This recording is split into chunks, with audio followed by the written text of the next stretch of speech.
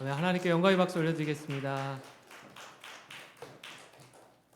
네, 귀한 찬양 감사합니다. 또 하나님의 기쁨이 된 줄 믿습니다. 네, 오늘 마태복음 말씀을 통해서 예수님의 사랑으로라는 제목으로 함께 말씀을 나누도록 하겠습니다.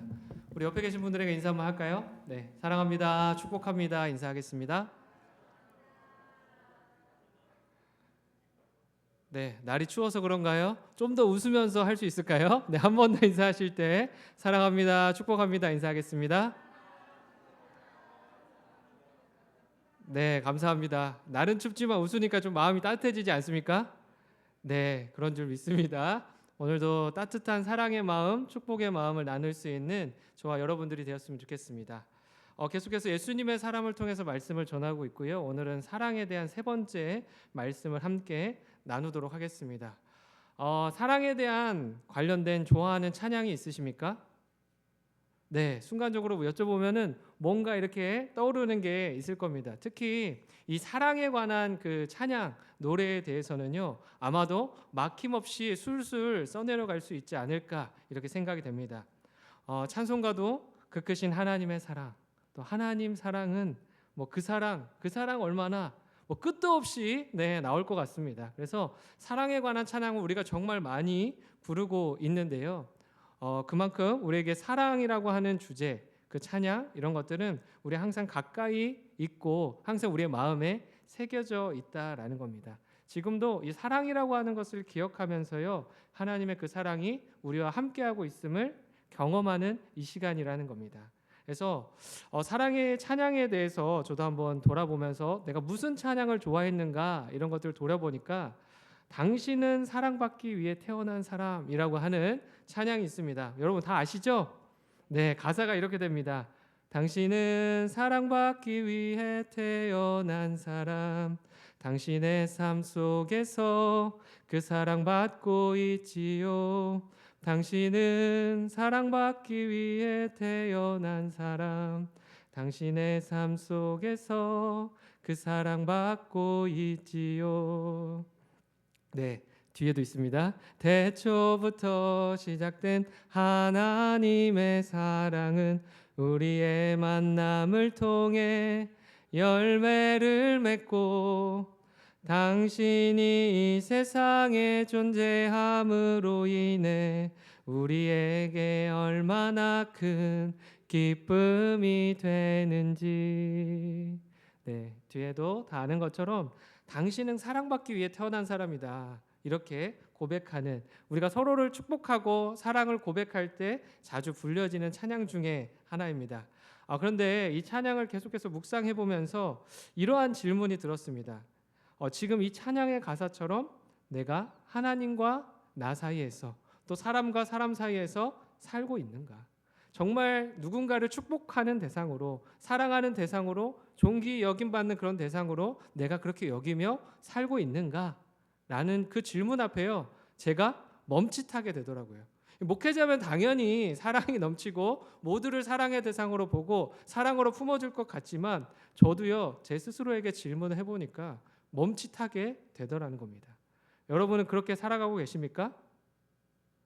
고개를 끄덕이는 분도 계시고요. 네, 저처럼 멈칫하는 분들도 계신 것 같습니다. 이렇게 사랑은요, 우리에게 가장 많이 우리가 이야기하고 나누는 것들이지만 너도 그렇게 사랑하며 살고 있느냐, 그 사랑을 나누며 살고 있느냐, 이 질문 앞에서는요, 우리가 주저하게 된다라는 겁니다. 사랑의 중요성을 알고 사랑하는 마음으로 이 세상을 살아가라고 하나님께서는 말씀하셨지만, 그냥 우리의 존재만으로도 사랑받기에 충분하다 말씀하셨지만 우리는 그러지 못할 때가 참 많이 있다라는 거죠. 이처럼 사랑은요, 우리에게 굉장히 친숙합니다. 친숙한 것이지만 실제로 우리의 삶에는 사랑이 친숙하게 나눠지는 것은 아니라는 겁니다. 사랑을 찬양하고 말로는 언제든지 누구든지 할 수 있지만, 어쩌면 다 그렇게 하고 있다라고 믿고 있지만 실제로는 삶과의 연결성을 들여다볼 때에 늘 자신감이 사라지고 주저하게 되는 것이 우리들의 모습이라는 겁니다. 물론 사랑을 잘 나누는 관계들도 있습니다. 특히 어떤 사람들과는 우리가 사랑을 잘 나누냐면 내가 사랑하는 사람, 내가 좋아하는 사람들과는요 굉장히 잘 나눕니다. 연인들과의 관계가 그렇고요, 자녀와 부모의 관계가 그렇습니다. 또 친구들과의 관계도 그럴 수 있고요, 사회도 그렇고 교회도 마찬가지입니다. 내 마음에 흡족하고요, 내가 가까이 하고 내가 자주 만나고 이렇게 사랑을 나눌 관계가 되어 있는 사람들에게는요 요구하지 않아도, 그 누가 시키지 않아도 자연스럽게 이야기한다라는 겁니다. 그래서 막 살리는 말을 해주는 거죠. 아, 오늘 너무 멋있다. 야, 너 오늘 옷 너무 잘 어울린다. 너 머리 자른 거 너무 잘 어울린다. 더 동안이 됐어. 이런 칭찬들, 사랑의 이야기들, 생명을 살리는 그런 말들을 우리는 누가 시키지 않아도 한다라는 겁니다. 이처럼 시키지 않아도 하는 이유가 있습니다. 이 아름다운 관계가 오래도록 지속될 것이라는 나름의 믿음이 있기 때문입니다. 아니, 어쩌면 끝날까지 우리가 함께 할 수 있는 그런 아름다운 관계를 이어갈 수 있는 그런 사람이라고 생각하기 때문에 그렇다라는 겁니다. 그러나 사람과 사람 사이에서는요 영원한 것은 없는 것 같습니다. 특히 사람 안에서 사랑의 관계는요 더더욱 그렇다라는 겁니다. 톨스토이를 잘 알고 계실 겁니다. 전쟁과 평화, 부활, 다양한 명작을 남긴 러시아의 대문호로 알려져 있습니다. 이제 많은 사람들이요 그의 글을 읽고 영감을 받았다, 또 변화되었다, 새 삶을 얻었다, 이러한 이야기들을 어렵지 않게 발견할 수 있었습니다. 특히 톨스토이는요 이 사랑에 관한 이야기도 참 많은 글을 썼었는데요, 살아갈 날들을 위한 공부라고 하는 책에서 그는 사랑에 대해서 이렇게 이야기합니다. 악기를 연주하는 법을 배우듯 사랑하는 법도 배워야 한다. 다른 사람을 사랑할 때 두려울 것도 더 바랄 것도 없이 우리는 세상의 모든 존재와 하나가 된다. 열매가 자라기 시작하면 꽃잎이 떨어진다. 영혼이 자라기 시작하면 우리의 약한 모습도 그 꽃잎처럼 모두 사라진다. 가장 중요한 일은 나와 인연 맺은 모든 이들을 사랑하는 것이다. 몸이 불편하니, 영혼이 가난하니, 부유하고 삐뚤어지니, 버림받으니, 오만하니까지도 모두 사랑하라. 진정한 스승은 삶에서 가장 중요한 것은 사랑이라고 가르친다. 사랑은 우리 영혼 속에 산다. 타인 또한 자기 자신임을 깨닫는 것, 그것이 바로 사랑이다. 사람은 오직 사랑하기 위해서 이 세상에 태어났기 때문이다. 톨스토이는요 사람에 대해서 또 사랑에 대해서 이렇게 이야기했습니다. 이처럼 아름다운 사랑의 글로요 그는 살아가는 우리들의 모든 인생이 사랑과 맞닿아 있어야 된다라고 이야기합니다. 그래서 사랑과 멀어지고 떨어져 있다면 그것은 진정한 삶을 사는 것이 아니다라고까지 힘주어서 이야기했습니다. 그만큼 사랑이 얼마나 중요한지에 대해서 사람들에게 알렸다라는 겁니다. 이처럼 인간적인 것뿐만 아니라요 이는 기독교에서 말하는 숭고한 사랑, 이런 영적인 사랑에 대해서도 전해서 믿는 사람이나 믿지 않는 사람이나 그가 전하는 사랑에 깊은 감명을 받았다라는 겁니다. 근데 아이러니하게도요 이렇게 아름다운 말과 글로 사람들의 마음을 움직이고 사랑에 대해서 나누었지만, 이 중요성을 이야기했지만 그의 삶도 글처럼 아름다운 사랑이 넘쳐났을까요? 그렇지 않았다라는 겁니다. 정작 자신은요 아내 소피아와 관계가 대단히 힘들었고요, 불행해서 집에서 도망치기까지 했다라고 합니다. 그러니까 자신이 말하는 것처럼 사랑하며 사는 일이요 쉽지 않았다라는 겁니다. 글로는요 정말 아름다운 사랑을 이야기하고 그러한 삶을 살아가야 된다라고 이야기했지만 실제로 그의 삶을 들여다보니 이 삶을 살아내는 것이 정말 어려운 일이었다라는 겁니다. 이처럼 누구나 그럴듯하게 사랑을 이야기할 수 있습니다. 그러나 말한 것을 삶으로 살아내는 것은요 너무나 어려운 일이라는 것을 우리에게 보여주는 겁니다. 평생을 사랑하며 살겠다고 다짐했던 아내와의 관계에서도 이런 어려움이 찾아올 때가 있는데, 그렇지 않은 관계는 어떻겠냐라는 겁니다. 이보다 더 못 미치는 사랑, 그것으로 끝나지 않겠습니까?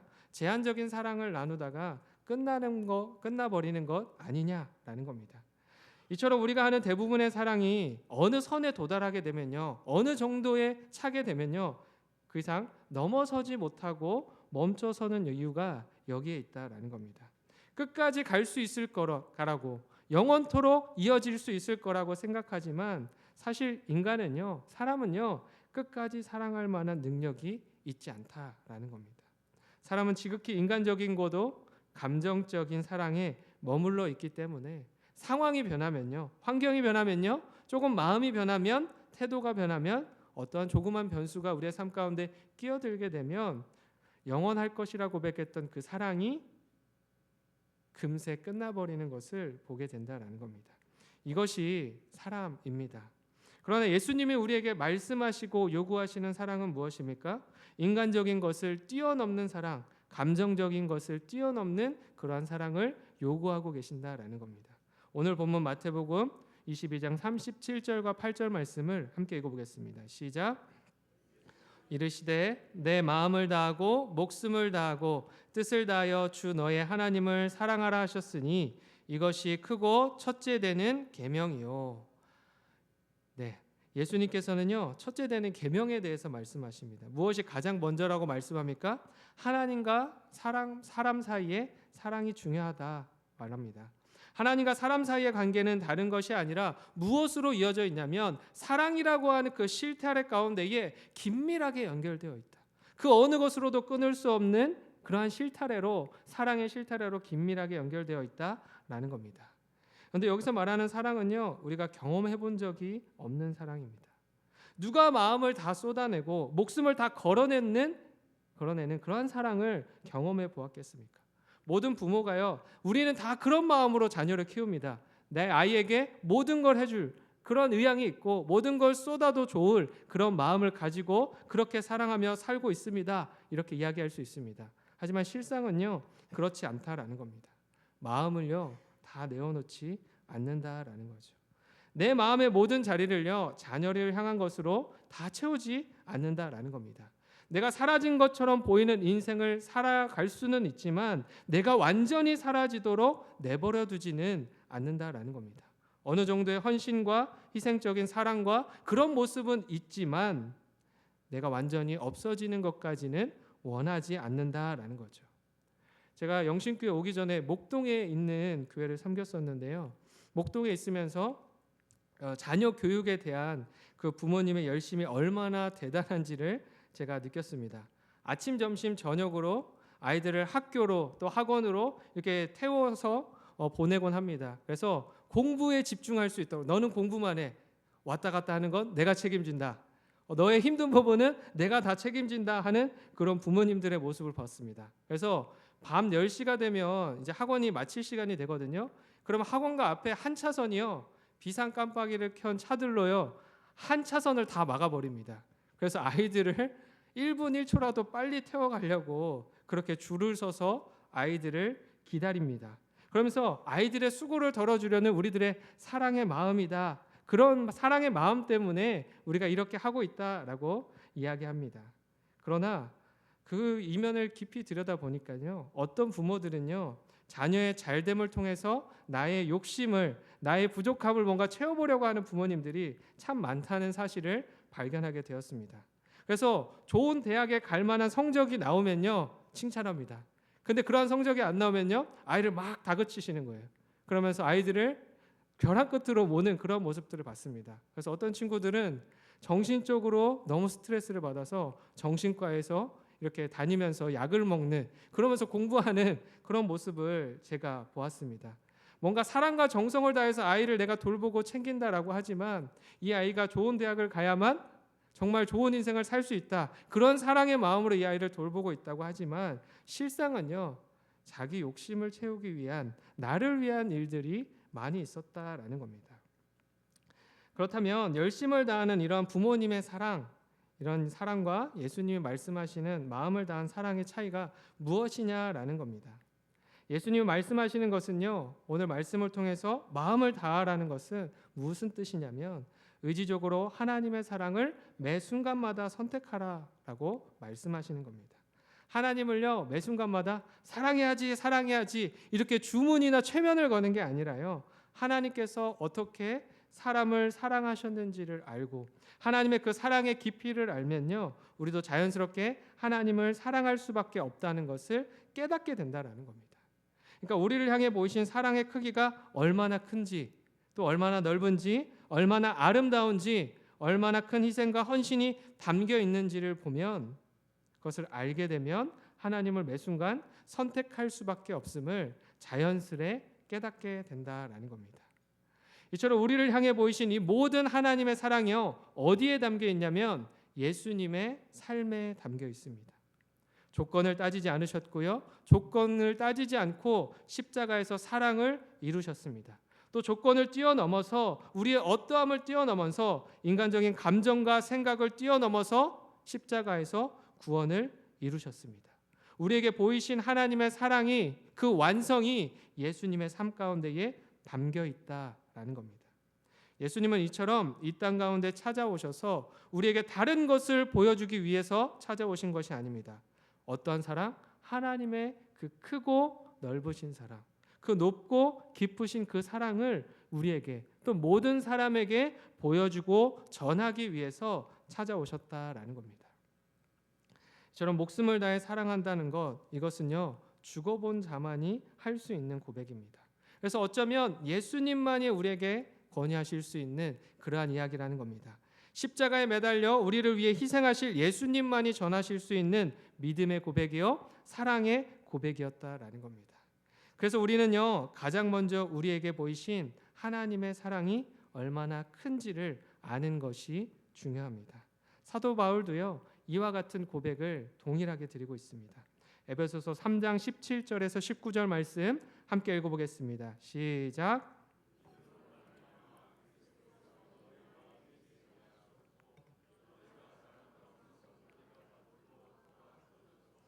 능히 모든 성도와 함께 지식에 넘치는 그리스도의 사랑을 알고 그의 너비와 길이와 높이와 깊이가 어떠함을 깨달아 하나님의 모든 충만하신 것으로 너희에게 충만하게 하시기를 구하노라. 아멘. 뭐라고 이야기합니까? 사도 바울이요, 믿는 자 안에, 믿는 교회 안에 충만하게 되기를 바라는 것 한 가지가 있습니다. 그것이 무엇입니까? 바로 사랑이라는 겁니다. 하나님이 예수 그리스도를 통해서 보여주신 그 사랑이 충만하게 되기를, 그것들이 믿는 자와 믿는 교회 안에 가득하기를 그렇게 바라고 있다라는 겁니다. 하나님의 사랑이 얼마나 크고 넓은지, 또 높고 깊은지, 그것을 먼저 깨닫는 자들이 되어서 그 하나님의 사랑을 누리는 자들로, 그것이 충만한 인생으로 살아가기를 소망하며 고백했다라는 겁니다. 하나님의 사랑을 깨닫는 자는요, 그것을 알고 있는 자는요, 그 안에 하나님의 사랑을 담아내기 위해 애쓸 수밖에 없다라는 겁니다. 담아내기 위해서 다른 것을 담는 것이 아니라 하나님의 그 마음, 하나님의 그 본질적 속성인 사랑을 담아내기 위해서 발버둥 치는 인생을 살아갈 수밖에 없다라는 겁니다. 이처럼 우리의 마음이요, 정말 집중되어져야 할 곳에 집중될 때에 우리의 삶이 변화되는 것입니다. 이처럼 내 마음이 하나님이 기뻐하시는 그곳에 있으면 우리의 뜻은요, 자연스럽게 따라오는 겁니다. 그러니까 마음 따로, 생각 따로, 뜻 따로, 이렇게 다 따로따로가 아니라요, 내 마음이요, 정리가 되고 하나님께 집중이 되고 하나님의 마음에 하나가 되면 그 가운데 내 생각이 따라오고요, 나의 뜻이 그 가운데에 따라오는 역사가 일어나게 되는 겁니다. 그래서 우리가 걸어가는 모든 발걸음이요, 하나님의 사랑을 드러내는 그 발걸음, 그 발자취가 되게 된다는 것입니다. 목숨을 다하는 것도요, 마찬가지입니다. 목숨의 원어적 표현을 보니까 이렇게 되어 있습니다. 푸시케라고 하는 단어인데요, 여기에는 영혼, 생명이라고 하는 다른 뜻이 함께 있습니다. 그러니까 우리의 영혼이요, 영혼의 생명이요, 어디서부터 출발했는지를 기억하고 이 모든 것을 지으신 주인이 누구인지를 아는 것이 목숨이라고 하는 단어, 이 푸시케라고 하는 단어의 의미라는 겁니다. 목숨을 다한다는 것은요, 원래부터 무엇이냐, 이 영혼과 생명이 누구에게로부터 시작하는 겁니까? 하나님에게서부터 시작되었다. 이것을 기억하는 겁니다. 나의 것이 아니라 하나님의 것이었음을, 하나님께서 허락해 주신 것임을, 그것 때문에 우리가 누리고 있는 것임을 아는 것입니다. 그리고 그것의 주인이 여전히 하나님이심을 기억하며 다시금 되돌려 드리는 겁니다. 하나님께서 우리에게 우리의 목숨을 빼앗아 가기 위해서 그것을 다하라 말씀하시는 것이 아니라 원래 주인인 하나님께 다시 되돌려 드리는 행위, 이것을 요구하고 있다라는 겁니다. 목숨을 다한다는 것은 다시 하나님 앞에 돌려드리는 행위입니다.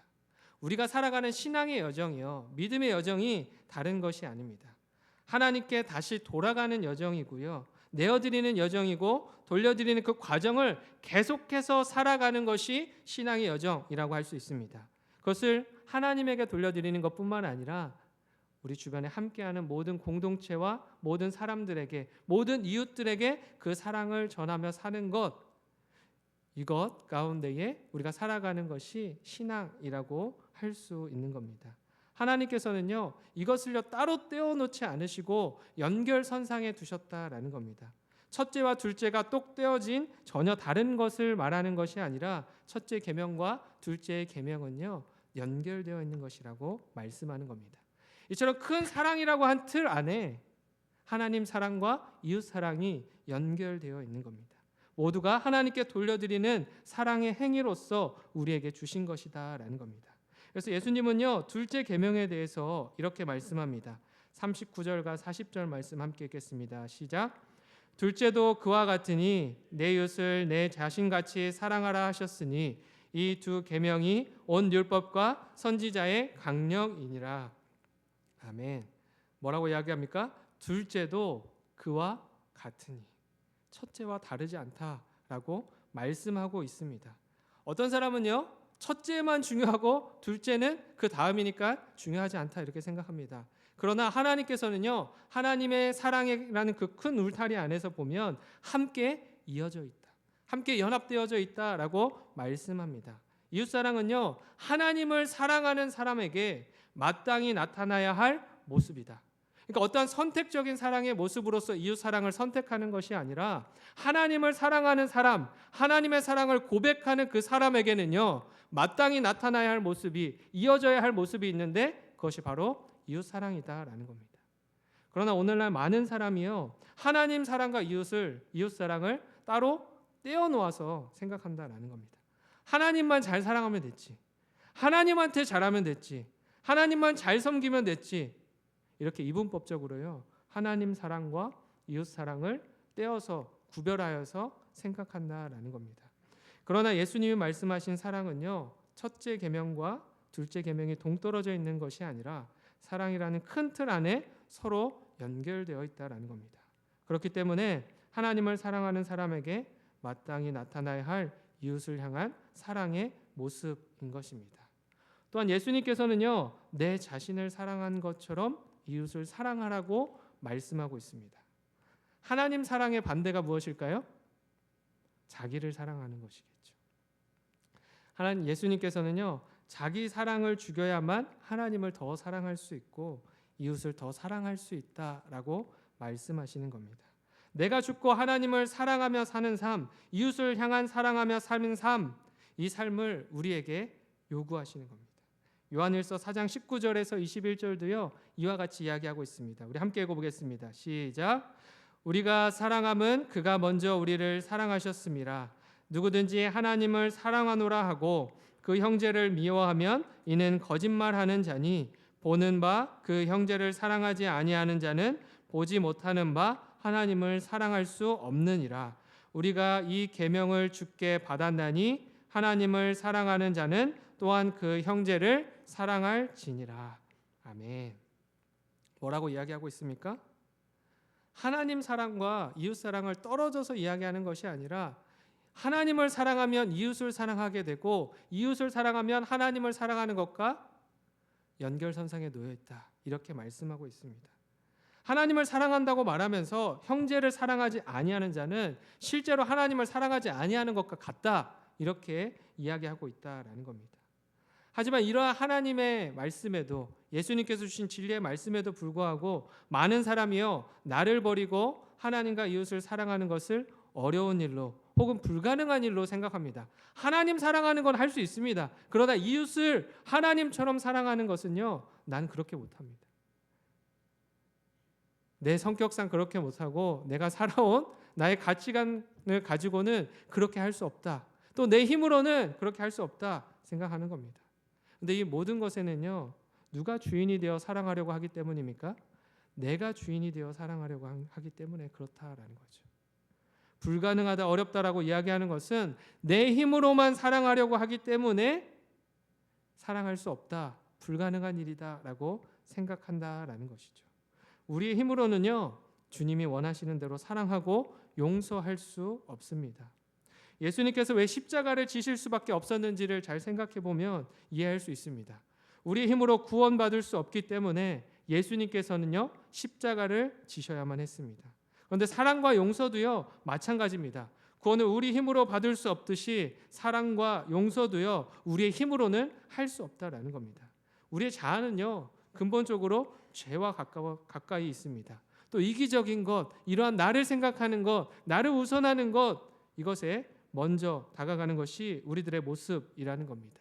이러한 우리들의 모습으로는요, 결코 사랑하고 용서하며 아름답게 품어주는 그러한 인생을 살아가기가 어렵다라는 겁니다. 이것이 바로 사람들이 사랑을 노래하면서도 서로 상처를 주고 미움에 사로잡혀 사는 이유인 것이죠. 그렇다면 우리가 어떻게 사랑하고 용서할 수 있겠습니까? 오늘 말씀에서는요, 한 가지를 이야기합니다. 내가 죽어야 한다. 내가 죽는 것이다. 예수님의 사람에서도요, 계속해서 이야기하는 것은 내가 죽고 예수로 사는 것, 예수님의 마음으로, 예수님의 생각으로, 예수님께서 인도하시는 대로 그렇게 사는 것을 이야기하고 있습니다. 그리스도인의 핵심은요, 다른 것이 아닙니다. 그리스도인이 보여줄 사랑의 핵심은 나는 죽고 예수로 사는 것입니다. 사랑할 수 없는 나는요, 죽었다는 사실을 믿음으로 고백하는 겁니다.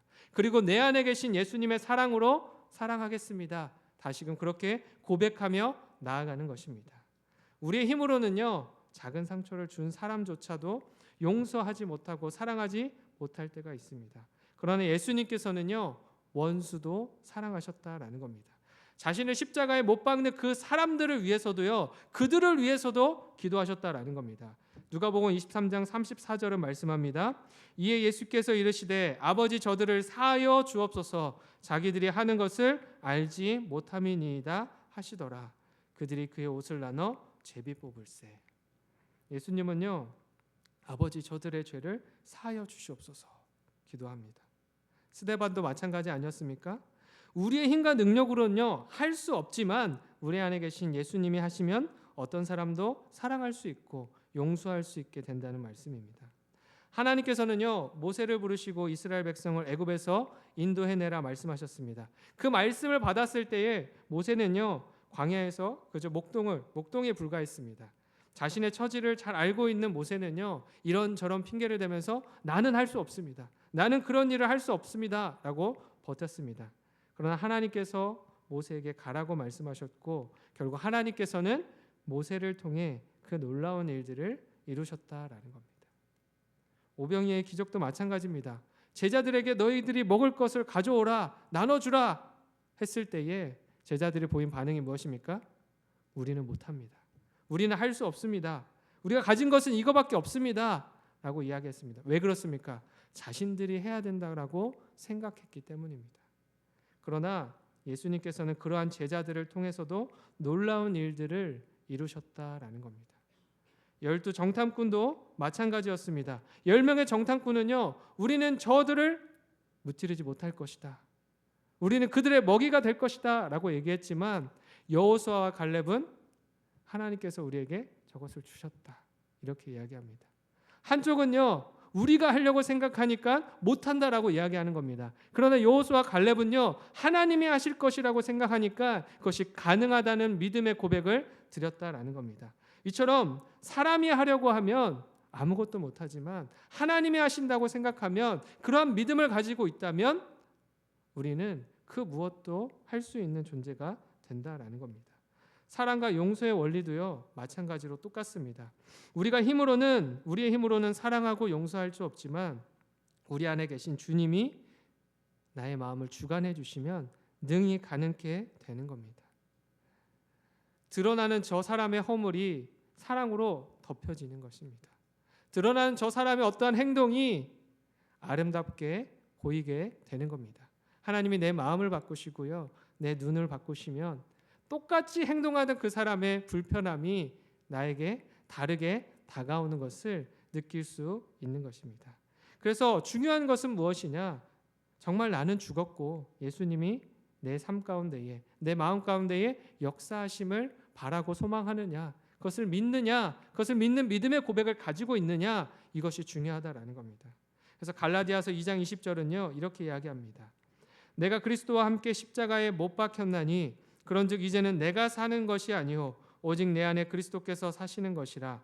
이제 내가 육체 가운데 사는 것은 나를 사랑하사 나를 위하여 자기 자신을 버리신 하나님의 아들을 믿는 믿음 안에서 사는 것이라. 내가 죽으면요 내 안에 들어와 계신 그 예수님을 더욱더 깊이 발견하게 되는 겁니다. 또 예수님께서 주어주시는 그 사랑의 마음이 더욱더 깊이 경험되어지는 것입니다. 진정한 사랑은 나에게서 나오는 것이 아니라 내 안에 사랑의 왕으로 찾아와 계신, 거주하고 계신 예수님으로부터 나오기 때문입니다. 우리가 할 수 있는 것은 내가 예수님과 함께 죽었다는 진리를 고백하고 그것을 믿으며 따라 걷는 것뿐입니다. 그러면 그때 예수님께서 역사하십니다. 나는 죽었습니다가 사랑의 고백인 것입니다. 예수님 안에 거하는 것이 사랑의 사람으로 변화되는 첫걸음을 걷는 것입니다. 이처럼 사랑은요 우리가 발버둥 치며 노력하는 것이 아니라 내 안에 계신 예수님께서 이루어 가시는 놀라운 일이라는 겁니다. 예수님 때문에, 예수님으로 인해 일어나온 나는 놀라운 역사입니다. 이처럼 나는 죽고 예수로 사는 사람이야말로 사랑으로 사는 사람이 되는 것입니다. 오늘 이 시간에도 우리가 그 귀한 마음을 품을 수 있었으면 좋겠습니다. 해외에 있는 어느 한 선교사님이 기도 편지를 보낸 곳에는요 이런 내용이 적혀 있었습니다. 선교사님은 이렇게 시작했습니다. 저를 위해서 기도 좀 많이 해주시기 바랍니다. 특별히 모든 사람을 더욱 깊이 사랑할 수 있도록 기도해 주셨으면 좋겠습니다. 제가 아직 철이 덜 든 것 같습니다. 제가 사역하는 이곳에는 어려운 일, 힘겨운 상황이 많이 생깁니다. 그런 일들 뒤에는 덫에 걸려 나무에 매달린 짐승을 잡아먹지 못해서 안달하며 나무 밑을 어슬렁거리는 큰 짐승처럼 저를 괴롭히는 사람이 참 많습니다. 제가 저들을 미워하지 않는 정도의 믿음은 있습니다. 제게는 저들을 미워할 시간도 여유도 없습니다. 또 그런 마음도 생기지 않습니다. 오히려 저들을 긍휼히 여기고 격려하고자 하는 마음이 앞섭니다. 그러나 더 너그럽고 더 다정하고 더 부드럽고 저들을 품어주려 격려해주지 못하는 제 자신을 발견하게 됩니다. 저를 더욱 안타깝게 하는 것은 나를 향한 저들의 이유 없는 미움에 감동을 안겨 저들이 미움의 줄을 스스로 풀어놓을 정도로 나의 사랑의 위력이 크지 못하다는 것입니다. 바로 그 사실이 안타까울 뿐입니다. 정말 큰 사랑, 무엇이나 다 녹여낼 수 있는 농익은 사랑을 가질 수 있도록 기도 부탁드립니다. 누군가를 나를 공격하면 내가 공격해야 되는 게 자연스러운 반응 아닙니까? 또 나의 부족함보다는 저들의 부족함을 먼저 바라봐야 되는 게 자연스러운 모습 아닙니까? 근데 이 선교사님은요 그들을 사랑으로 품어주지 못하는 자신의 모습을 먼저 돌아보았다라는 겁니다. 내가 먼저 죽는 것이죠. 내가 먼저 죽고 예수님의 마음이 무엇인지를 들여다보며 그들을 사랑으로 품기 위해 준비하는 과정을 보냈다라는 겁니다. 인간적으로는요 참으로 괴로웠고 힘든 시간을 보냈을 것입니다. 그러나 그 시간이 찾아왔을 때에 하나님께 간절히 기도하며 또 나의 나됨을 드러내는 것이 아니라 나는 죽고 예수로 사는 예수님의 마음으로 채워지기를 소망하는 그것을 소망하며 기도하는 시간을 가졌다라는 겁니다. 이처럼 사랑과 용서는요 늘 세트로 따라다닙니다. 한쪽만 있는 것이 아니라 사랑이 있는 곳에 용서가 있고요. 용서가 있는 곳에 꼭 사랑이 담겨 있다라는 것을 발견하게 됩니다. 오늘 이 시간에도 내가 먼저 죽기를, 상대가 아니라 내가 먼저 죽기를 소망하며 기도하시기 바랍니다. 내가 죽고 내가 먼저 용서할 수 있고 내가 먼저 사랑할 수 있고 내가 먼저 다가갈 수 있는 그 귀한 마음, 예수님께서 우리에게 보여주신 그 마음을 품을 수 있는 저와 여러분들이 되기를 간절히 소망합니다. 오늘도 그 귀한 은혜로 우리를 초대하여 주실 줄 믿으며 우리가 계속해서 기도에 나아갔으면 좋겠습니다. 지금 함께 기도하겠습니다. 사랑이 많으시고 우리를 사랑으로 구원하신 하나님 아버지 감사합니다. 하나님의 크고 놀라운 사랑을 받은 자녀들로 살아가기를 결단하고 또 결단하지만 오늘도 우리는 무너지고 쓰러집니다. 그러나